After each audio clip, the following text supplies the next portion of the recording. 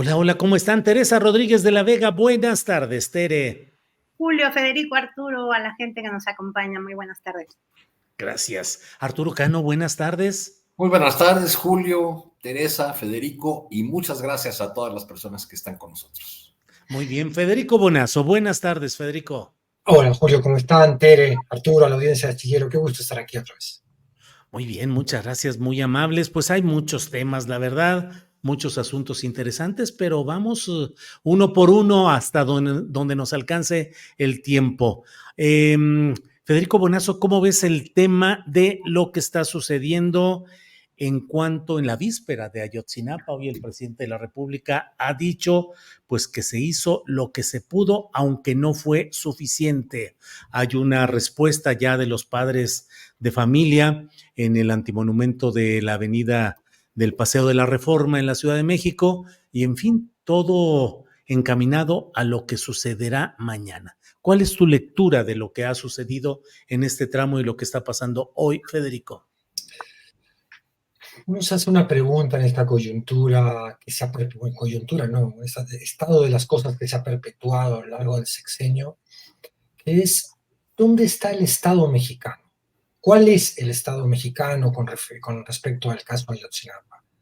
¿Es el Estado mexicano que hizo la comisión de la COBAG, que pidió el regreso del GIEI, que en un principio manifestó una enorme voluntad, primero por reconocer que este ha sido un crimen de Estado con expediente abierto, porque es un crimen, como lo es siempre la desaparición forzada, que no se termina hasta que se encuentra a las personas desaparecidas. Esa primera voluntad es indudablemente un gesto y habla de una postura del Estado mexicano.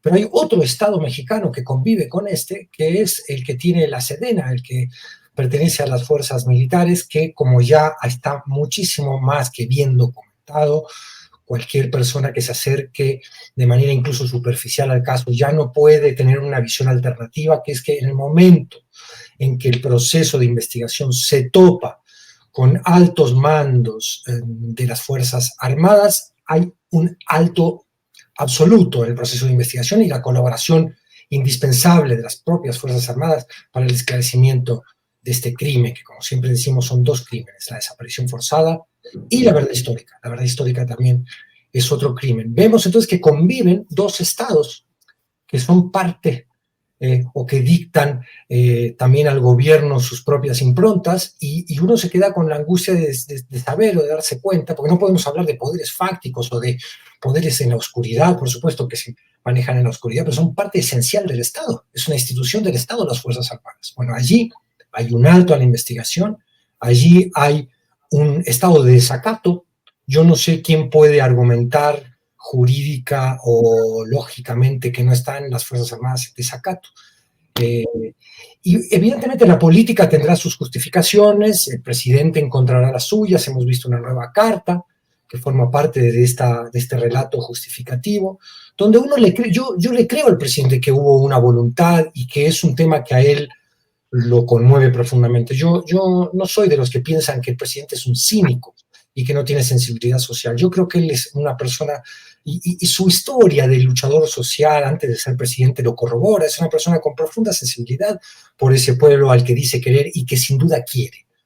Pero también es un político que tomó las puertas de un Estado muy, muy pauperizado y de un Estado muy tomado también por otros tipos de intereses que no tienen que ver ni con el bien público, ni con la justicia, ni con el Estado de Derecho, y ahí se ha topado el presidente. Lo cual es triste que un sexenio con tantos logros en materia social tenga esta deuda incumplida que duele y lastima a toda la sociedad.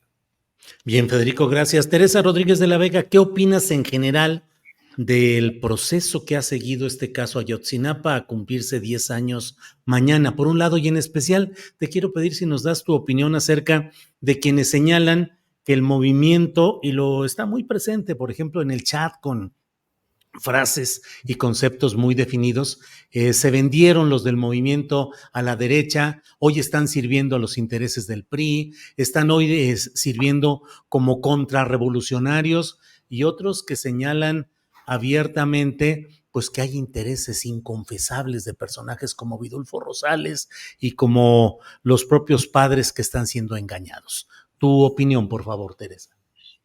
Mira, respecto al desarrollo del caso, no tengo mucho que agregar a la muy buena entrevista que le acabas de hacer hace un ratito a Paula Mona, con una de las personas que no solo sabe más del tema porque lo ha trabajado profundamente, sino que lo ha hecho desde esta actitud permanentemente acompañante de las víctimas en este periodismo que es de admirar y de seguir respecto a cómo se ha desenvuelto el caso. Pero creo que, y dirigiéndome un poco a lo que me preguntas, Julio, hoy yo veía en la mañanera otra vez una narrativa en la que el presidente aborda a Ayotzinapa, y por mucho que le reconozcamos que no es un cínico y que ha tenido voluntad y que seguramente topó con pared, por mucho que diéramos ese beneficio de la duda en dirección de lo que planteaba ahorita Federico, otra vez hoy se presenta el caso Ayotzinapa en el contexto en el que él es la víctima de una campaña de desprestigio, en un discurso en el que esa persona que siempre ha invitado a que veamos matices, a que no todos son iguales, a que no se puede echar a todo el mundo en un mismo saco,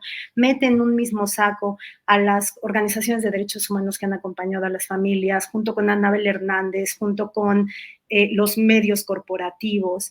Creo que esta narrativa, que es a mí particularmente la que más me duele, o este divorcio que duele de ciertas capas de la base obradorista con la causa Ayotzinapa, no puede ser entendida sino también como un efecto de esta narrativa que se ha esgrimido desde la mañanera y desde el lugar del presidente, ¿no? En donde parecería que podemos hablar de Ayotzinapa como algo que es acomodable a los intereses fácticos de quién sabe quién, ¿no? Me parece que es un error, y me parece que no solo es un error en términos estratégicos de ir resolviendo un problema, sino me parece que es un muy grande error ético. Si algo nos queda de ver la 4T en el sentido ético, me parece, o un capítulo muy importante, es en este tema, en donde otra vez, como despedida, el presidente se victimiza como si Ayotzinapa fuera tematizable en el contexto de la campaña sucia, ¿no? Entonces, bueno, me parece que el divorcio entre gobierno y padres es condenable, por supuesto que es condenable que no se haya atendido la demanda de verdad y justicia y ello haya provocado la ruptura de los trabajos coordinados con los padres y con los organismos que los han acompañado, y eso lo tenemos que seguir reclamando, pero el divorcio que más duele, y de eso también es responsable, me parece, la narrativa gubernamental, es el divorcio de la base obradorista con este grandísimo dolor que tienen los padres y las familias hace 10 años, ¿no? Entonces, pues a no dejarlos solos, pues. Así es. Teresa, gracias. Arturo Cano, tu opinión en general sobre el tema que estamos planteando, los 10 años de Ayotzinapa, y en particular te quisiera preguntar cuáles son las perspectivas que ves para en la próxima administración que encabezará la presidenta Claudia Sheinbaum. ¿Qué perspectivas de que realmente pueda retomarse con buenas perspectivas de una resolución justiciera y veraz el caso Ayotzinapa? Arturo. La presidenta, Julio, tendría que comenzar con un mensaje muy claro de que va a continuar, ya lo ha dicho, pero me refiero ya al momento en que tome posesión, de que va a continuar con la investigación y que le va a poner fin. Quizá una manera de entrar a ese terreno tan complicado, tan pantanoso, a esta herencia que le deja el presidente Andrés Manuel, sea la de lograr con voluntad política el convencimiento a las propias Fuerzas Armadas de que las principales beneficiadas con el esclarecimiento absoluto del caso y con su participación o no, o el grado de participación que haya habido, serían las propias Fuerzas Armadas. ¿O acaso las Fuerzas Armadas no deben ser parte de lo que el presidente López Obrador ha llamado la purificación de la vida pública, la moralización? Pues también ahí tendría que llegar y serían beneficiarias porque eso las haría partícipes de esta transformación que que se está viviendo, que desde el lado oficial se nos insiste en que es profunda, es real, que se han sentado las bases de un cambio radical en el país. Bueno, pues ojalá lo veamos en los primeros días, en los primeros meses del gobierno de Claudia Sheinbaum. Respecto de lo que conmemoramos tristemente en estos días, pues hay que agregar, creo yo, que el caso de Ayotzinapa, con toda su importancia y siendo un caso emblemático sobre la injusticia y la falta de verdad, no es sino uno de los rostros de una tragedia mayor, de la tragedia de los desaparecidos, de la tragedia de los cuerpos sin identificar. Ahí también hubo promesas que quedan incumplidas y pues tiene que haber una nueva ruta, nuevos caminos para poder llegar a resolver realmente estos asuntos. Por lo pronto, pues parece que hoy y mañana, los días, esta semana comenzó con movilización en esta jornada de toda una semana del movimiento por Ayotzinapa, pues ha habido la respuesta del lado del gobierno, pues ha sido incrementar las medidas de seguridad, ¿no? Hoy pasé por el Zócalo y vi que las vallas fueron colocadas más lejos todavía del muro de Palacio Nacional de lo que habitualmente las colocan. Y me tocó también observar policías en lugares, concentración de policías en distintos lugares, incluso lejos del Zócalo, acá por la zona de Narvarte. Eso fue el Zócalo al mediodía cuando pasé por ahí. Esas vallas normalmente, digamos, la distancia es como la mitad de donde están ahora, ¿no? Entonces, pues parece que con estas reforzamiento de las medidas de seguridad se quieren minimizar los daños o evitar que haya pues un ataque directo a instituciones del gobierno. Bien, Arturo, gracias. Federico Bonazo, parecería una ironía que en estos tiempos en los cuales se está analizando y se está llegando a los 10 años del tema de Ayotzinapa, que coincidimos en que topó con la barrera militar, pues parecería una ironía de la historia o del destino que al mismo tiempo se esté aprobando en las cámaras, ahora particularmente en el Senado, el traslado de la Guardia Nacional al ámbito de la Secretaría de la Defensa Nacional, lo cual, pues en los hechos así se había realizado, pero ahora se ha formalizado. ¿Qué tanto esto abona o no a pensar en que se ahonda un proceso de militarización en México, Federico?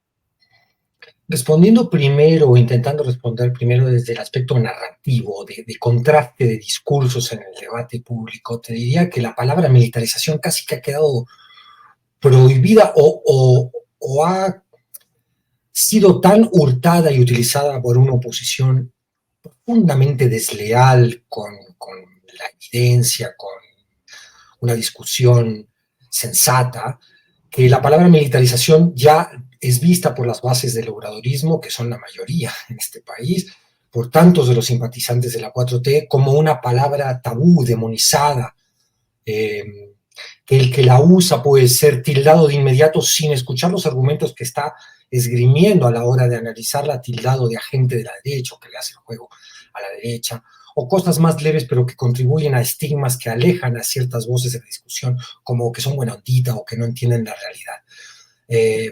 Negar que hay un proceso de militarización, a mí me parece, hemos visto las tremendas maromas justificativas de que este no es un proceso de militarización. Bueno, si quieren usemos otra palabra, empoderamiento de las fuerzas del ejército y las Fuerzas Armadas. Vamos por ahí. ¿Lo hay o no? Pues sí, claro que lo hay.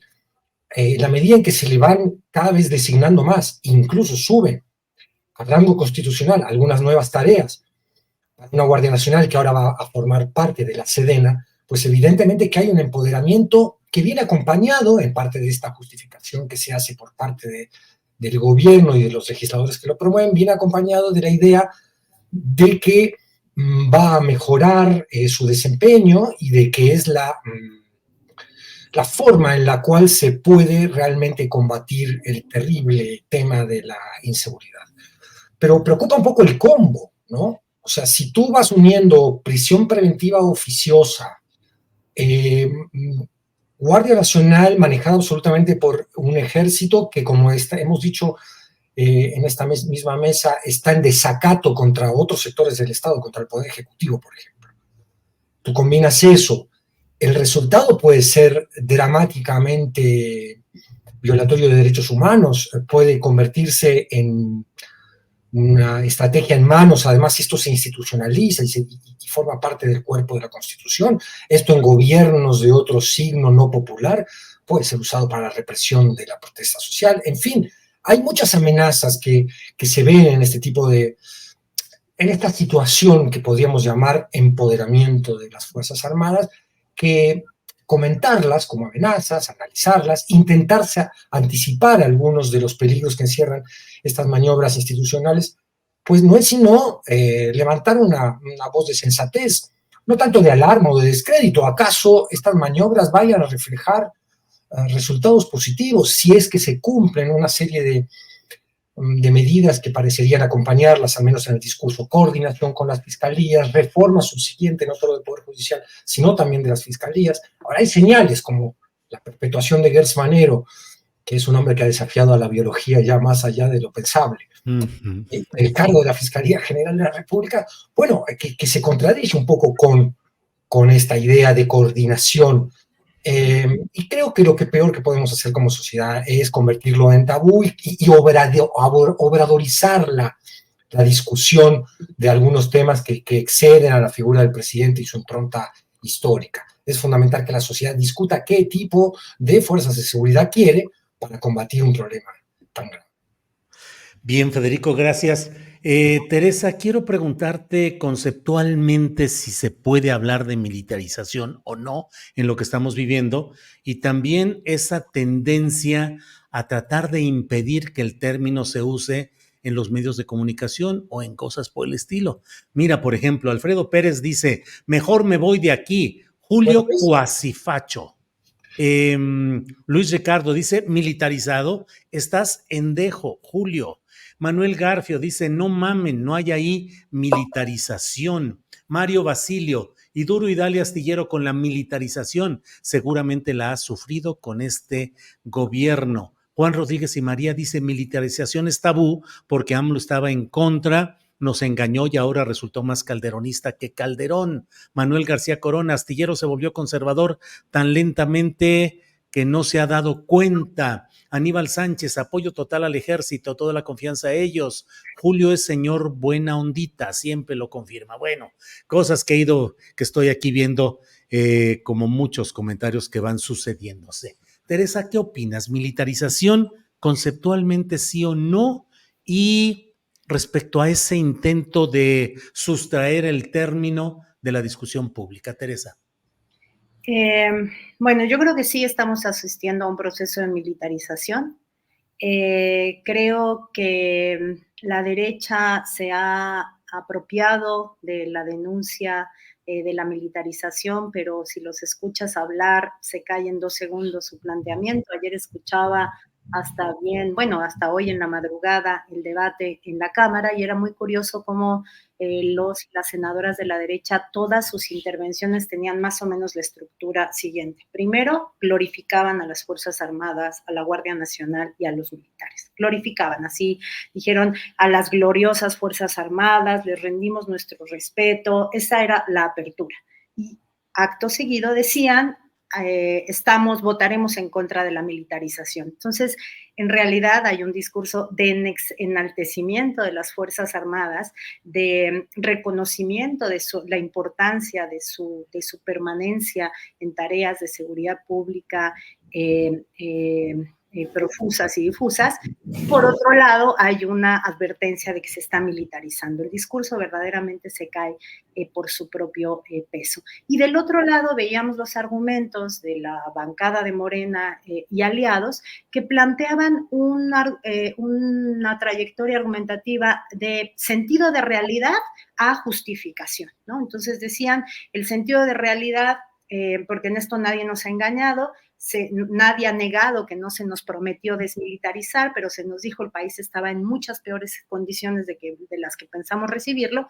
Luego entonces nos dimos cuenta que no era posible y que más bien había que virar desde la estrategia securitista la participación de las Fuerzas Armadas, y por eso la creación de la Guardia Nacional en primera instancia, y después la propuesta ya legislada de adhesión a la Sedena, ¿no? Entonces nos dicen, hay un sentido de realidad, y argumentaban diciendo, a ver, ¿cuántos gobernadores y gobernadoras de la oposición no han pedido mayor presencia de la Guardia Nacional? La Guardia Nacional está formada para la salvaguarda de los derechos humanos, etcétera, etcétera. O sea, muchos comentarios que tenían y argumentos que tenían que ver con sentido de realidad, pero nunca se nos supo explicar por qué eso se debe traducir en el rediseño de la infraestructura institucional en dirección de un robustecimiento muy importante de las Fuerzas Armadas con su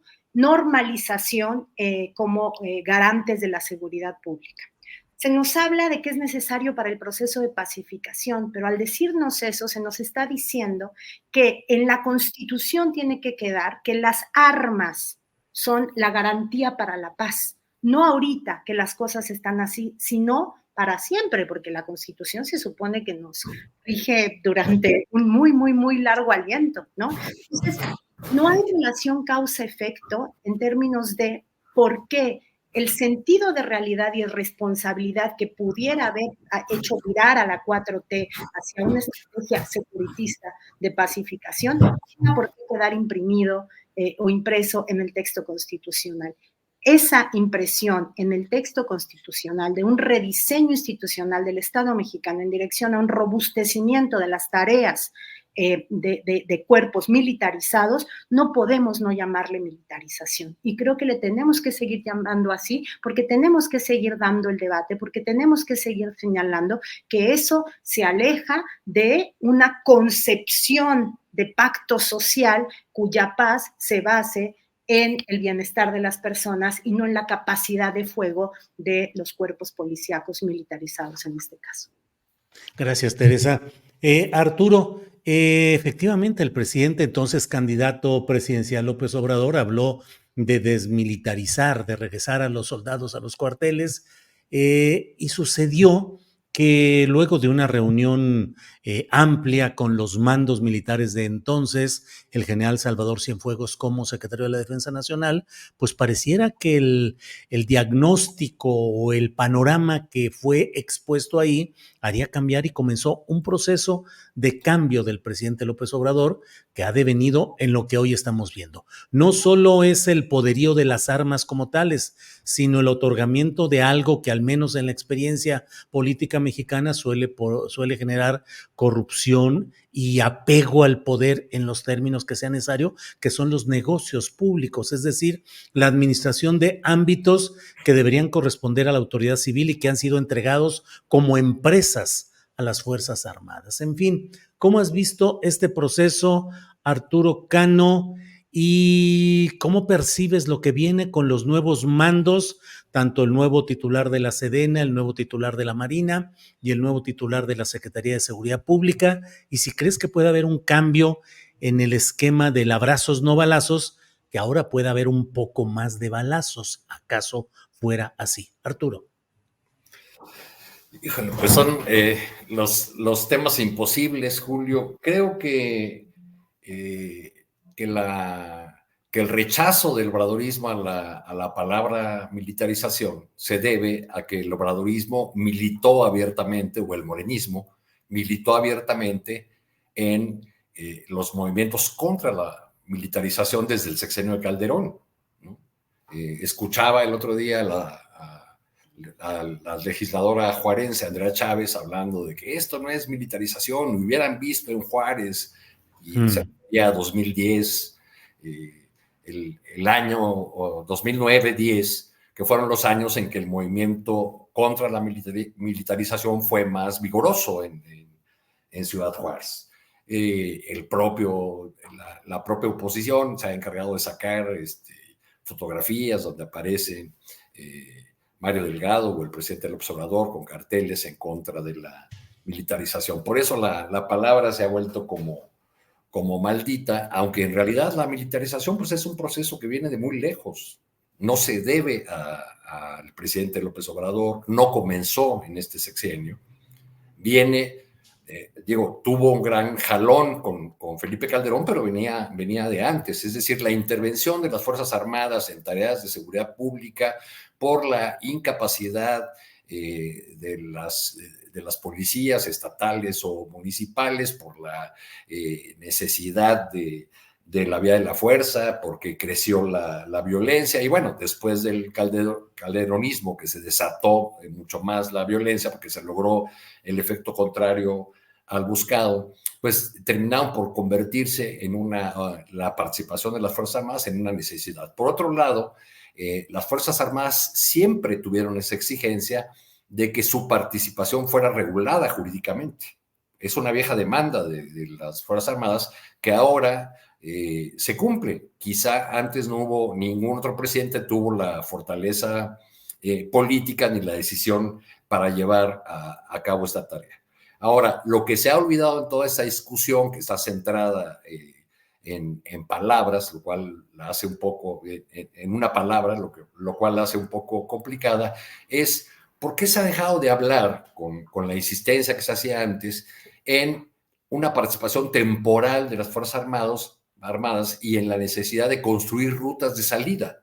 Es decir, se llegaron incluso a hacer reformas y leyes para establecer caminos de salida, para dar plazos para que los estados se hicieran cargo de certificar, de formar policías profesionales y capaces, y parece ser que eso ha sido abandonado y que ahora se opta por entregar todo a las Fuerzas Armadas con esta iniciativa de la Guardia Nacional, que además es un tanto pantanosa en lo que hace a cómo serán juzgados los elementos de la Guardia Nacional que cometan delitos en el ejercicio de sus funciones y en qué momentos caerán en el ámbito de la justicia ordinaria, de la justicia civil, y en qué otros momentos lo serán por la justicia militar. Muchas de las cosas que están planteadas en la reforma constitucional tendremos que ver cómo aterrizan en los reglamentos, en las leyes reglamentarias, pero sobre todo cómo aterrizan en la realidad. La reforma plantea, por ejemplo, que la conducción de investigaciones seguirá en manos del Ministerio Público, que es una autoridad civil. Pero debemos preguntarnos en el terreno de lo real, en la democracia realmente existente que tenemos que preguntarnos cuál coronel o cuál general va a obedecer las instrucciones de un ministerio público, llegado el caso, ¿no? Claro. Bien, Arturo, gracias. Federico Bonazo, estamos hablando de verdad y justicia, y mira lo que son las cosas, estamos hablando de ironías, y Miguel Ángel Yunes Márquez, senador que está en proceso de expulsión del Partido Acción Nacional, creo que todavía no se perfecciona, como dirían, esa expulsión, de pronto es nombrado secretario de la Comisión de Justicia, cuando él, su padre, su hermano, miembros de su familia, están acusados de varios actos relacionados con injusticias, actos delictivos abiertamente. El propio Miguel Ángel Yunes Márquez pudo tomar posesión como senador y con ello tener fuero legislativo gracias a que hubo un amparo que impidió el cumplimiento de una orden de aprehensión en su contra. Todo ello en pago por el voto del senador 86 en la aprobación de la reforma judicial, en un episodio estrambótico ahí de licencia en la mañana por motivos de salud, entra el padre, se compone el hijo, regresa en la tarde, en fin, todo ello, y de una visita a la propia casa de transición de la presidenta Claudia Sheinbaum, en la que le acompañó Adán Augusto. En fin, ¿qué opinas de este hecho grotesco de la política que es el relacionado con Miguel Ángel Yunes Márquez como secretario de la Comisión de Justicia por cesión que Morena ha hecho de ese lugar para dárselo a Yunes? Federico. Sí, es grotesco. Yo creo que ese es el mejor adjetivo. Pero lo que me preocupa, más que el episodio grotesco en sí, es lo que representa el episodio y cómo lo está gestionando la deliberación pública, cómo lo está gestionando ese movimiento de izquierda al que llamamos 4T y cómo lo está narrando Morena. Primero habría que preguntarse, ¿no había otra comisión que la de justicia? Claro. Que andar provocando es casi buena provocación, ¿no? Bueno, yo creo que es un episodio que nos sirve para plantear una discusión que para mí es súper relevante, que también es incómoda para la 4T, que es la de pragmatismo versus purismo, la de principios versus eficacia, que creo que es una discusión bien interesante y que no se dirime de manera binaria. No es que siempre los principios tienen que ser la brújula que guíe la acción política, y tampoco siempre me parece que debe ser el pragmatismo quien la guíe. La concepción de que el pragmatismo, el escoger entre inconvenientes, ahora ha reflotado mi admirada Vanessa Romero, un término muy interesante que viene de Max Weber, que dice la ética de la convicción, que sería la de los principios, enfrentada a la ética de la responsabilidad, ¿no? Todo político tiene una responsabilidad pública y por tanto a veces tiene que optar por una ética de la responsabilidad, que sería otra manera de decir optar entre inconvenientes. Yo creo que es bien interesante la discusión. También pienso que no debemos convertirla en tabú o en obradorizarla y decir el que sostiene una postura hay que descartarlo y el que sostiene la que nos da calorcito identitario es aquel al que hay que seguir porque el sesgo de confirmación así nos lo pide a nivel emoción. Yo creo que es una discusión muy interesante que no hay tiempo, por supuesto, de tener en esta mesa. Creo que hay que hacer mesas y creo que incluso Morena, tú entrevistabas a Bartra, Armando, en días recientes, Julio, y él reconocía la importancia de esta discusión. Él y otras figuras históricas de la 4T reconocen que el valor de la discusión, teniendo en cuenta como elementos la crítica, la autocrítica, siempre será beneficioso para cualquier movimiento de izquierda, aunque sea doloroso el tránsito. Entonces, ahí lo dejaría un poco. El episodio Yunes nos va a servir para reflexionar. Lo dejo aquí con esto, que acaso la ética, la conducta ética, no sea únicamente un ideal al que aspirar, sino también un activo político. ¿A qué me refiero? Si nos orinamos en la ética demasiado frecuentemente, no solo empieza a oler mal todo, sino que estamos erosionando la propia identidad. Y es esa identidad la que después tiene resultados electorales, es esa identidad la que después junta emoción cívica que se suma a los movimientos políticos, es esa identidad la que nos distingue del enemigo político, en este caso de la derecha. No podemos tampoco despreciar cierta conducta ética por esto mismo, es decir, la ética misma tendría un valor práctico. Y creo que es una discusión bien interesante que dar. Son los sapos famosos que se tienen que tragar todo el movimiento de izquierda. Cuidado con la indigestión, porque luego eso también tiene, como venimos reflexionando, efectos electorales, efectos sobre la mística que debe tener cualquier movimiento popular. Bien, Federico, gracias. Sobre este mismo tema, Teresa Rodríguez de la Vega, ya no abundo en el tema porque pues está muy claro ahí. Yunes, dicen, la reforma judicial bien valía un Yunes, pero aquí la pregunta es si de veras el pago que se le está dando, la comisión como comisionista, debe ser a ese nivel de una comisión de justicia del Senado de la República, más lo que venga, porque además está la versión de que puede integrarse abiertamente a la bancada de Morena. Teresa. Creo que tenemos como que pensar cómo se ha construido la impunidad de los Yunes, porque ha sido una cosa multifactorial en la que han pesado todos los poderes, ¿no? Primero el Poder Judicial por la vía del amparo, pero sobre todo en este paquete de fuero familiar que el PAN les ofreció a los Yunes, mandando al padre de suplente del hijo, ¿no? En términos concretos y muy precisos, si queremos apego a la verdad, la impunidad ya estaba pactada y no la pactó Morena, un muy alto grado de impunidad estaba pactada y estaba garantizada desde el amparo del Poder Judicial y desde el fuero que les dio el PAN. ¿Qué se agregó? Y no es poca cosa, porque además simbólicamente y éticamente es muy delicado, ¿no? Lo que se agregó fue un proceso consistente de lavado de cara. Y un lavado de cara que implica una invitación explícita a la desmemoria, ¿no?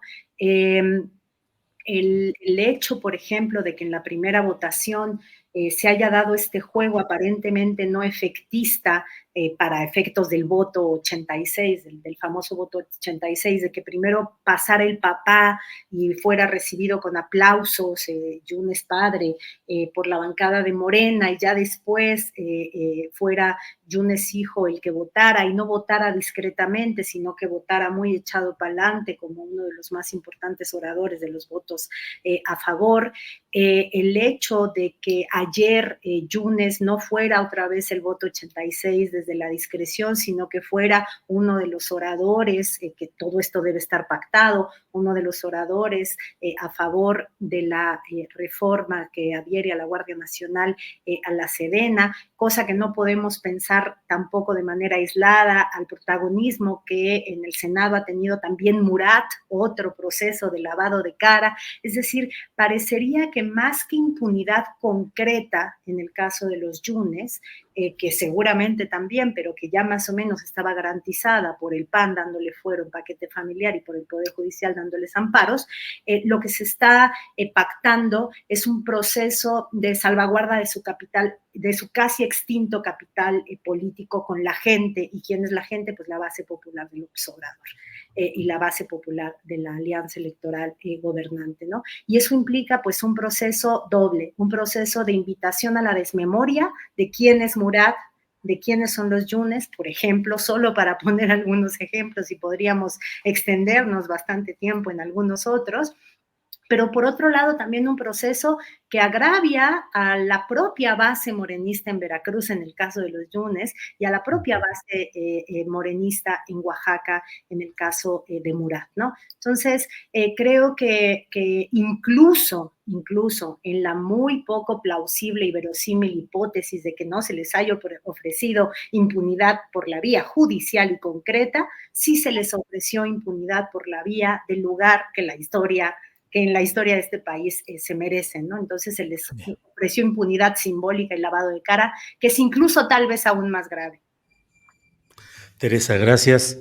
Arturo, ¿qué opinas sobre este tema y particularmente esta vertiente que nos menciona Teresa acerca del agravio a las propias bases morenistas? La propia gobernadora electa de Veracruz, Rocío Nale, pues ha hecho advertencias de que no está conforme con el proceso de incorporación de los Yunes, o específicamente Yunes Márquez, al esquema de Morena. Se ha hablado de que podrían entrar por la vía del Verde Ecologista de México, que es la puerta trasera de desechos que han utilizado en muchas ocasiones. Pero en fin, ¿cómo ves todo esto? Y la pregunta de fondo, ¿por qué darle a Yunes un asiento destacado en una comisión de justicia? ¿En pago de qué? ¿A reserva de qué? ¿Y por qué incluso la fotografía, llevar a Yunes a fotografiarse con la presidenta electa? Arturo Cano. Es pues parece una provocación como esa de Adán Augusto, del senador escapista, ¿no? O cómo llamó Sí, a Daniel Barreda, el de Campeche. al senador de Movimiento Ciudadano. Me parece que va por ahí. Pues hay ese proceso de lavado de cara y el agravio a la militancia, especialmente a la de Veracruz, viéndolo en términos de política pragmática, pues para la gobernadora, para la futura gobernadora Nale, pues es un gran problema que tener de su lado, del lado de su partido, a los que han sido sus adversarios durante mucho tiempo y a quienes responsabiliza de haber lanzado una campaña en su contra por temas de corrupción en la construcción de la refinería Dos Bocas. Quedará los Yunes, quizá el capítulo que sigue es que veamos a alguno de los Yunes haciendo un discurso como el que el otro día le vi a Alejandro Murat, donde se esforzaba por utilizar la retórica 4T, ¿no?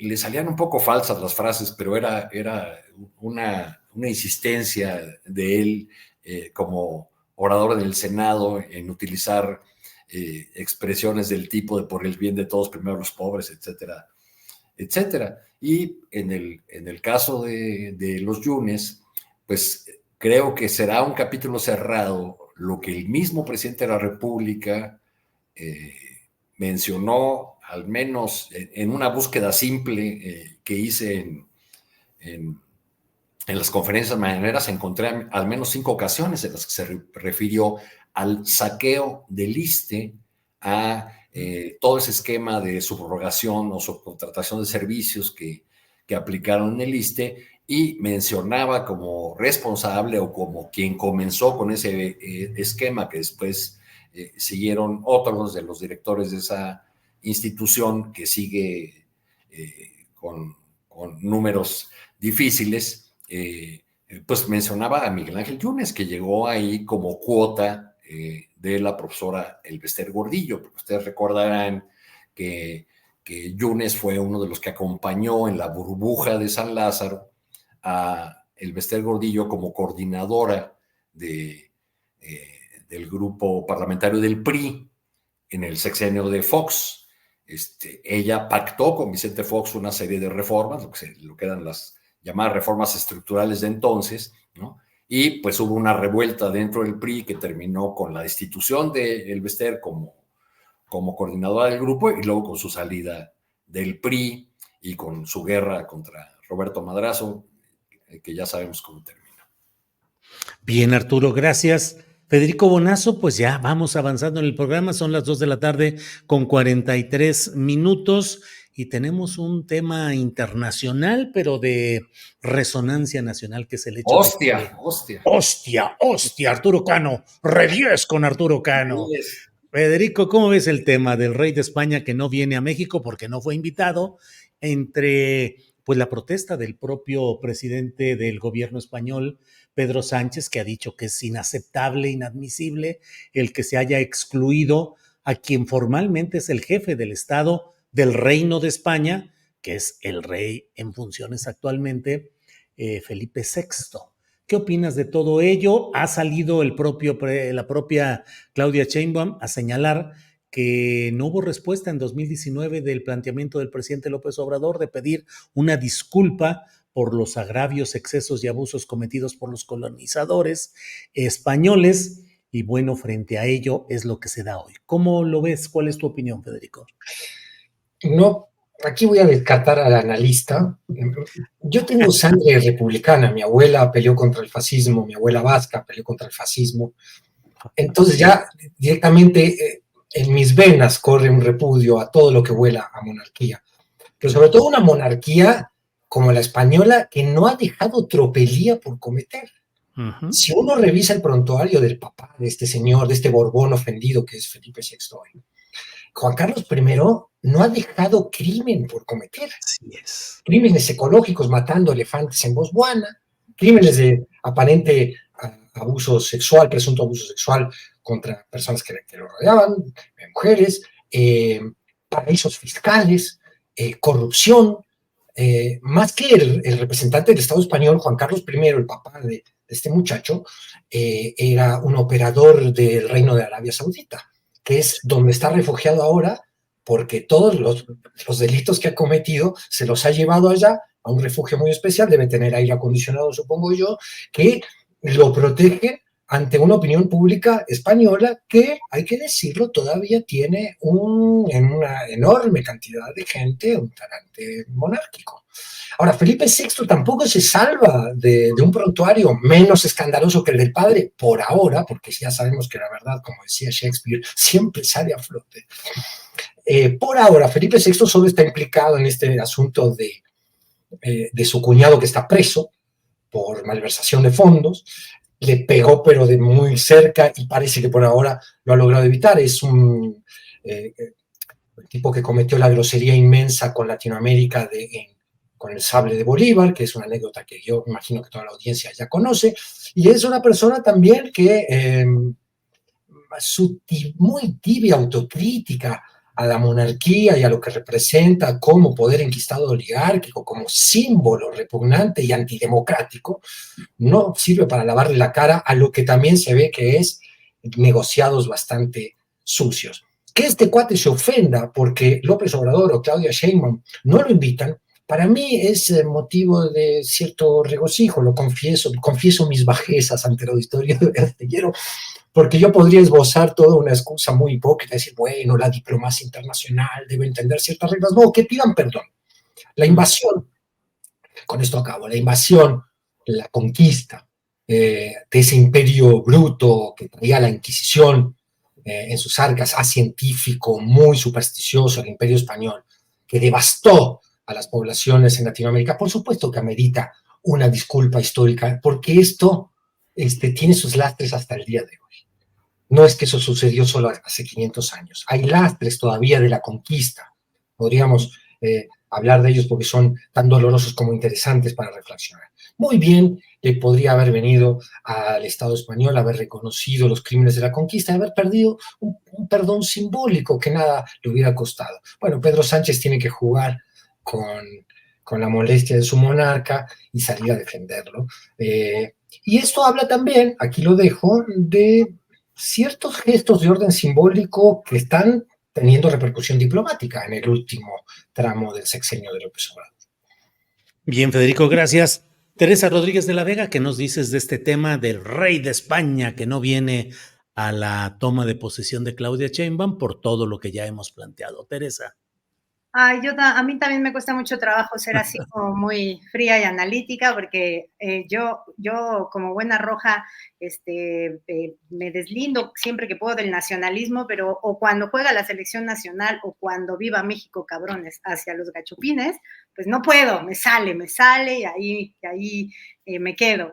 Creo que es una muy buena jugada de entrada de Claudia Sheinbaum, creo que está aprendiendo una muy importante lección de la forma en la que López Obrador arraigó en el sentido común del pueblo de México, que va por la vía del desagravio, ¿no? Y el desagravio con la corona española o ante o contra la corona española es una que le puede a la memoria de largo aliento de este país, ¿no? Entonces, yo festejo, así como me parece absolutamente paradójico que cuando se acerca la década de la desaparición de los 43 estemos adhiriendo la Guardia Nacional a las Fuerzas Armadas, me parece una buena coincidencia que el día que se aprueba la reforma sobre derechos y cultura de los pueblos originarios, se haga este acto de envalentonamiento ante la corona de España, ¿no? Y creo que es una de las constantes que ha tenido el gobierno de la 4T, que desde unas perspectivas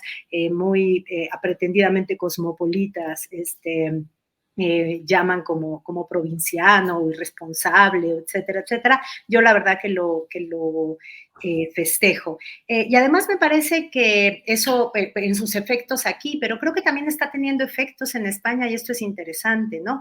No hay movida que pinte mejor de cuerpo entero a un pretendido socialista que obligarlo a ponerse a defender el honor de su monarca, ¿no? Entonces me parece que los límites del aparente progresismo de ese PSOE que apoya el genocidio en Israel, tácita o concretamente, de ese PSOE que es absolutamente hipócrita porque manda a llamar en avión militar al presidente golpista de Venezuela al mismo tiempo que le cierra la puerta al exilio saharaui. Bueno, creo que en el panorama español también el gesto de la presidenta entrante puso los puntos sobre las íes, ¿no? Bien, gracias. Arturo Cano, antes de pedirte tu opinión, déjame compartir contigo, con Federico, Teresa y la audiencia bello mural, este lienzo que nos ofrece el gran intelectual mexicano. No, todavía no, esperen eso. Este lienzo que nos ofrece el gran intelectual, pensador y diplomático Carlos Alarraqui. Miren, dice, amigos españoles, 1000 perdones por las primeras pendejadas de Claudia. No es el sentir de todos los mexicanos. Nosotros sí los queremos como hermanos. Lo que pasa es que Claudia es igual de resentida y naca como Andrés. Eso dice Carlos Alasraqui. Y bueno, pues, ¿qué te digo? ¿Qué opinas, Arturo, en general del tema del rey y en particular si nos das algún comentarito sobre este mensaje de Alasraqui? Bueno, pues el pobre señor, ¿no? Ya qué decir sobre él, la Es verdad. una O sea, colección permanente de disparates, la verdad. pues sí, Pero ¿no? bueno. Un programa, el show más mágico, cómico musical, como decía Alberto Nájar. Fíjense que hoy me tocó ir a un evento en el primer patio de la Secretaría de Educación Pública. Harán ahí, todavía no está terminado, que ya lo inauguró el presidente, el Museo Vivo del Muralismo. Va a haber, bueno, los murales que ya estaban ahí, pero además muchos salones en lo que eran oficinas, donde se contará la historia de esa sede histórica y también diversos capítulos de la historia del muralismo mexicano. Incluso se pintaron murales nuevos. Me encontré por ahí a Antonio Ortiz, más conocido en los bajos fondos como Gritón, un pintor muy divertido, todo greñudo, hippie, que le pidieron que pintara un mural y el episodio histórico que le tocó fue del Grupo Popular Guerrillero, o sea, el grupo fundado por Arturo Gámez en Chihuahua, y pintó un mural de homenaje a los guerrilleros de madera. Bueno, en ese escenario con los murales de Diego Rivera y a un lado, Claudia Sheinbaum se refirió en la parte política medular de su discurso, ahí estuvo también con el presidente López Obrador, a la carta, dijo, que publiqué en mis redes sociales.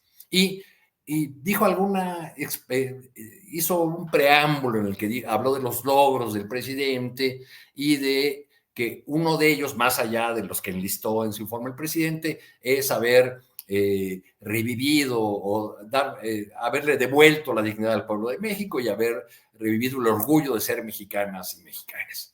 Y después siguió, y aquí sí la voy a citar, dijo, y lo traigo a colación precisamente por la carta que publiqué el día de hoy en mis redes sociales. Cuando se niega la corona española, no solamente al perdón que engrandece a los pueblos, no los avergüenza, sino que les engrandece. Cuando se niega y además no hay una respuesta oficial al presidente de la República, no solamente a Andrés Manuel López Obrador, sino al presidente, al representante del pueblo de México, de la nación, pues evidentemente no solamente es un agravio al presidente, al hombre, sino al pueblo de México, ¿no? De ahí pasó a hablar de que los neoliberales se avergonzaban de su propia historia o de la historia del país y que en cambio nosotros nos enorgullecemos, dijo, de nuestra historia, de nuestros pueblos originarios, y claro, pues ahí aprovechó el viaje para decir, y por eso estamos orgullosos de haber aprobado la reforma indígena. De ahí siguió, claro, el cierre con todo el funcionariado de las Secretarías de Educación y de Cultura, gritando, es un honor estar con Obrador. Bien, Arturo. Bueno, pues estamos llegando al final del programa. Antes de irnos, Arturo Cano, mira esta fotografía donde está la niña Luisa María Alcalde. En su extremo izquierdo, viéndolo de frente, está la madre Berta Luján, y al otro lado la niña Luisa María Alcalde, por el respeto a los derechos humanos y laborales de las mujeres. Fat Women of Steel. Bueno, además pues es un ejemplo de solidaridad transfronteriza, porque es el Frente Auténtico del Trabajo en el que participaron los padres de la ahora dirigente Morena, que estuvieron muchos años ahí, con mujeres sindicalistas de Acero en Estados Unidos. Ha habido, el FAT tiene una antigua relación con algunos de sus pares en Estados Unidos, entonces pues es muy interesante ver cómo andaba haciendo sus pininos políticos la ahora dirigente de Morena. Hay quien la sigue viendo así, creo yo, ¿no? Recuerdo que la primera vez que ella fue diputada me tocó estar conversando con Mario Fabio Beltrones en un pasillo, y en eso pasó por ahí atrás Luisa María Alcalde, y le pregunté, porque me había contado un chisme, le pregunté a Beltrones, oye, ¿que tú le pusiste el apodo? Sí, pero ya ni digas nada, ¿no? Porque en aquella legislatura, no sé si ustedes recuerdan que había un comercial que era una caricatura de una niña muy dulce que anunciaba una margarina, creo, y que de repente abrió una boca y ¡ras!, ¿no? Se comía todo. Entonces, le pusieron así la niña come galletas o una cosa por el estilo, porque sí le tenían, a pesar de su figura, le tenían respeto, como diputada. Bien, Arturo, gracias. Vamos a los postrecitos, 1 minuto, 2 minutos, cuando mucho, cada cual, por favor. Federico Bonazo, por favor. Mañana es la marcha por Ayotzinapa, hay que ir, es muy importante que apoyemos a los padres y madres de Ayotzinapa, se cumplen 10 años, ha salido una carta muy bien redactada, que creo que expresa el sentimiento de muchísima gente, más allá de sus filias partidistas, sobre el tema, sobre este crimen abierto, sobre esta herida que representa a tantas otras heridas. Yo la voy a publicar ahora en mis redes sociales. Me parece que es una carta que cuenta muy bien y le pide con contundencia, pero con respeto al gobierno entrante, que por favor no abandone nunca a las familias de Ayotzinapa. Bien, Federico, gracias. Teresa Rodríguez de la Vega, por favor, postrecito. Pues, Julio, me sumo a una invitación que les hizo ya por acá Paula Mónaco de ver el pequeño corto que hizo con Miguel Tobar sobre sobrevivientes. Es otra mirada sobre Ayotzinapa. Si no fuera por ellos, como dice Miguel, como dice Paula, no sabríamos nada de lo que pasó esa noche. Tampoco a ellos les hemos hecho justicia. Hay que nombrarlos y hay que acompañarlos también. Bien, gracias, Teresa Rodríguez de la Vega. Arturo Cano, por favor.